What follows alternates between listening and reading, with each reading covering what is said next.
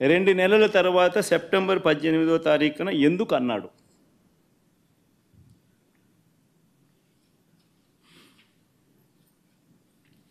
ఒకసారి ఈ వీడియో క్లిప్పింగ్లో ఒకసారి వినండి. జూలై 23వ తారీఖున అప్పటి ఈఓ, అంటే చంద్రబాబు నాయుడు గారి హయాంలో ఆయనే నియమించిన ఐఏఎస్ ఆఫీసర్ ఈఓ, ఆయన మాటలను ఒక్కసారి వినండి. 23వ తారీఖునే ఆయన అన్న మాటలు. సౌండ్ పెట్టుమా, సౌండ్ పెట్టి మొదటి నుంచి ప్లే చేయమా.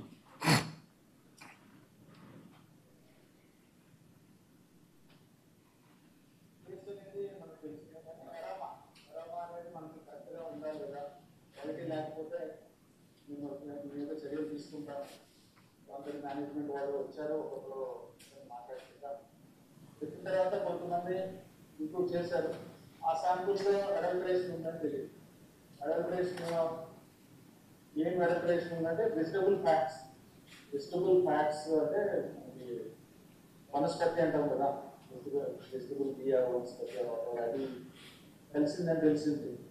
ఆ సప్లైకి బ్లాక్ లిస్ట్ చేయడానికి షోకాజ్ నోటీస్ ఇవ్వడం జరిగింది. ఈ టెండర్ ట్యాంకర్స్ కూడా 2 ట్యాంకర్స్ ఉన్నాయి. ఆ 2 ట్యాంకర్స్ కూడా రిజెక్ట్ చేయడం జరిగింది. ఆ 2 ట్యాంకర్లను కూడా రిజెక్ట్ చేయడం జరిగింది. షోకాజ్ నోటీస్ ఇవ్వడం జరిగింది. వనస్పతి ఆయిల్ అడల్టరేషన్ చేసినారని కూడా ఆయన అన్నాడు.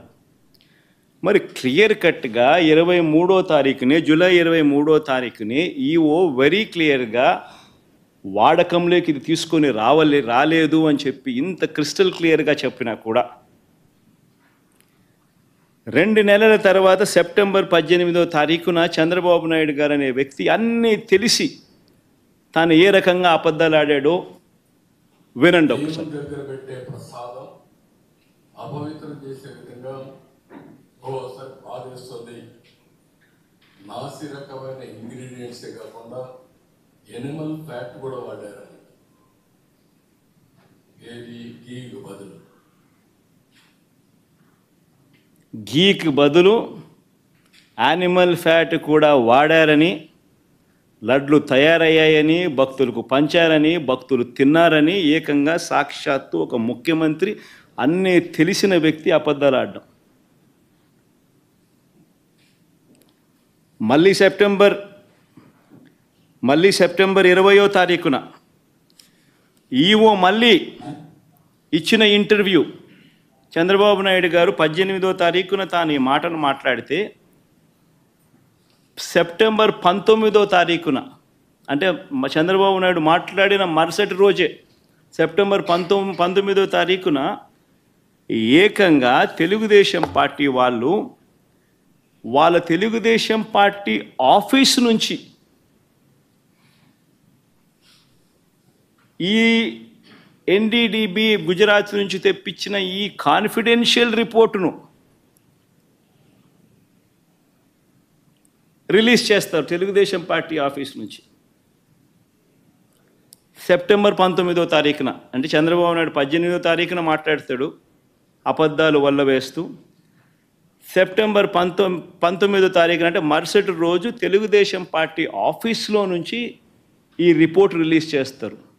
ఈ ఎన్డీడీబీ రిపోర్ట్, గుజరాత్ నుంచి వచ్చిన ఈ కాన్ఫిడెన్షియల్ రిపోర్టును తెలుగుదేశం పార్టీ ఆఫీస్ రిలీజ్ చేస్తుంది. చేసిన తర్వాత మళ్ళీ 20వ తారీఖున టీటీడీ ఈఓ తాను ప్రెస్లో మాట్లాడుతూ తానేమన్నాడో ఒక్కసారి విందాం. Four tankers have been kept aside, and then they were kept aside so that they can be used when the reports come clear. But the reports unfortunately didn't come clear, and we rejected, we sent it, and then we stopped from that supply. 20వ తారీఖున మళ్ళీ reconfirm చేశాడు EO. ట్యాంకర్లలో వచ్చిన నెయ్యిని మేము వాడలేదు. ఆ reports సరిగ్గా రాని నేపథ్యంలో ఆ రిపోర్ట్స్ను ఆధారంగా ఆ ట్యాంకర్లను వెనక్కి పంపించేశాము అని మళ్ళీ రీటరేట్ చేసినాడు. మరొక్కసారి మళ్ళీ ధృవీకరించాడు ఈవో. ఇవ్వడమే కాక అఫీషియల్గా సెప్టెంబర్ 22వ తారీఖున 20వ తారీఖున ఆ మాట చెప్పాడు. 22వ తారీఖున ఏకంగా ఈవో తాను సంతకం చేసి, ఇది ఈవో సంతకం,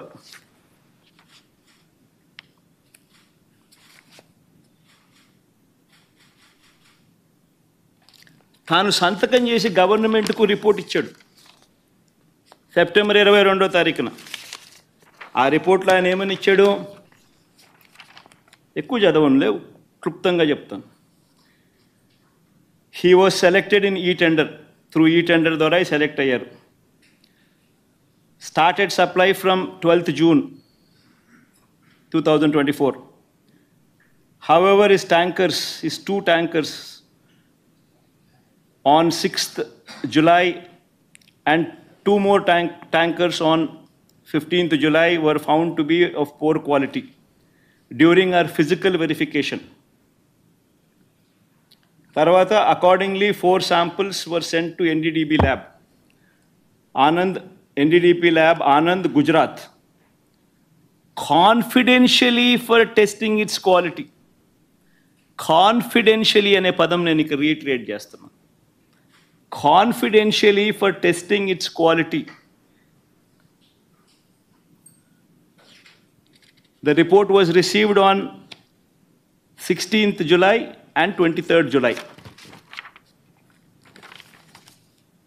The adulterated cow ghee tankers supplied by the dairy was returned back. Vanaki పంపించేశాం and stopped further supplies from them, and show cause notice was issued to them.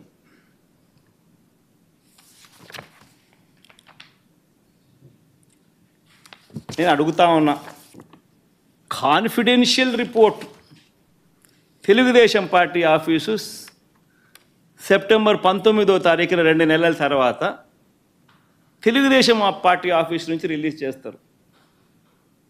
ఈ గుజరాత్ నుంచి వచ్చిన ఈ NDDB రిపోర్ట్.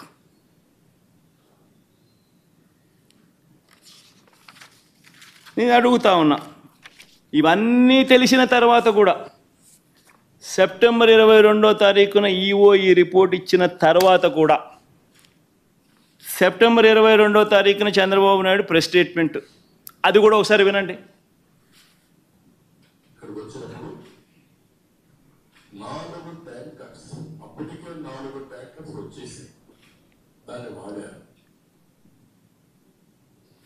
అంటే చంద్రబాబు నాయుడు ఇంత రిపోర్ట్ వచ్చిన తర్వాత, EO ఇన్నిసార్లు statement ఇచ్చిన తర్వాత, ఇంత చెప్పిన తర్వాత కూడా 22వ తారీఖున చంద్రబాబు నాయుడు మళ్ళా ప్రెస్ మీట్ పెట్టి ట్యాంకర్లు వచ్చేసాయి, దాన్ని వాడేశారు అని మళ్ళా అబద్ధాలు ఆడుతూ మళ్ళీ చెప్తాడు. నేను అడుగుతా ఉన్నా, ముఖ్యమంత్రి స్థానంలో ఉన్న వ్యక్తి కేవలం రాజకీయంగా లబ్ధి పొందేందుకు ఈ మాదిరిగా స్వామివారి ప్రసాదం విశిష్టతను, తిరుమల తిరుపతి దేవస్థానం ప్రతిష్టను, వెంకటేశ్వర స్వామి ప్రసాదానికి సంబంధించిన పేరు ప్రఖ్యాతలను ఈ మాదిరిగా అబద్ధాలతో తగ్గించడం, కుట్రపూరితంగా అబద్ధాలతో తగ్గించడం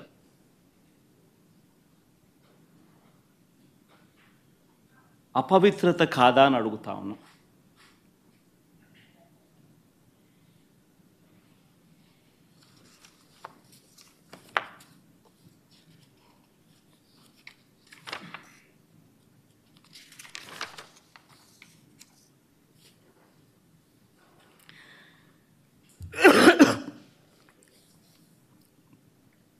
NDDB రిపోర్ట్ ఉందమ్మా.